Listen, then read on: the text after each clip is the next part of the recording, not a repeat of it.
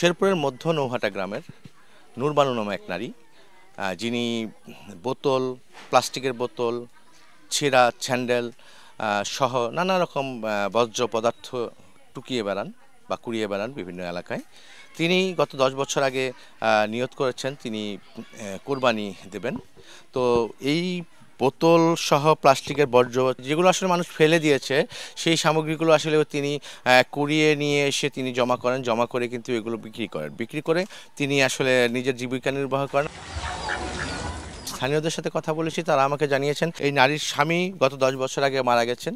মারা যাওয়ার পর আসলে এই নারীর 2 ছেলে সন্তান এবং 5 মেয়ে সন্তান রয়েছে। এই 5 মেয়ে সন্তান এবং 2 ছেলে সন্তান তারা কিন্তু সবাই বিবাহ করে নিজ সংসারে চলে গেছেন।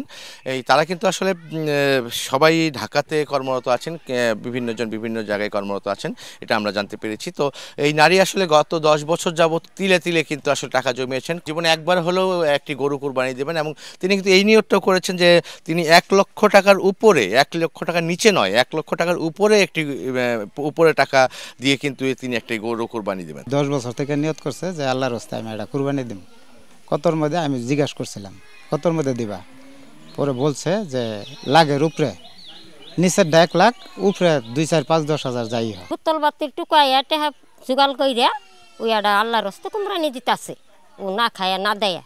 এই ধর ভুত্তল, কত ভুত্তলর ওই ভুত্তলি টুকা। একদিন দাদি মনে করুন হোটেলে কাজ করছে, মানুষের বাসা বাড়ি কাজ করছে, দোয়া পালা মনে করুন আসে না, বাসা বাড়ি কাপড় টুপড় ধুয়ে দিছে, মানুষের 2-4 টাকা করে জায়গা থেকে দিছে।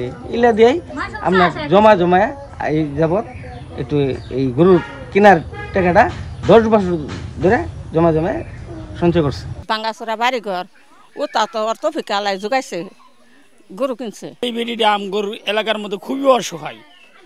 এই বেডির মতো কষ্ট মানুষে করে, কিন্তু এই বেডির মতো কষ্ট কেউ এই গ্রামের কেউ করে নাই। আমি না খাই পয়সাটি জমাইছি, আমি অন্তরা দেইনি। আমার হাঁসের ডিম পারে, আমি আর হাঁসের ডিম খাই না, লো প্রেশার খাই না। এই ডিম 70 টাকা হালি বেচছে, তাও টাকা জমাইছি। এই টাকা জমাইয়া বলে আমি এবার কুরবানি আমি দিমুই। এই 10,000, 1,10,000 টাকা দিয়ে আমি গরুটা কিনছি। গেলে আমি নিয়ত করে হেলাই দিয়েছি, খাল দিলে বলে আল্লাহ আমার কুরবানি ডালা নিয়ত কবুল করে তুমি, আমার খুব কষ্টের বইছে আল্লাহ। এই হতদরিদ্র নারীকে আসলে সাহায্য সহযোগিতা করার মতো স্থানীয়ভাবে কেউ তেমনভাবে এগিয়ে আসেননি।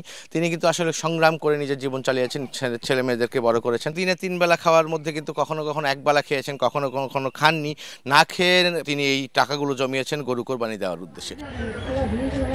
অসহায় নারীর যে গরু কোরবানি দেওয়ার যে নিয়ত ছিল, সেই নিয়ত অনুযায়ী যে তিনি গরুটা কিনেছেন, এই নিয়ে আমার কাছে ছিল এই সর্বশেষ তথ্য।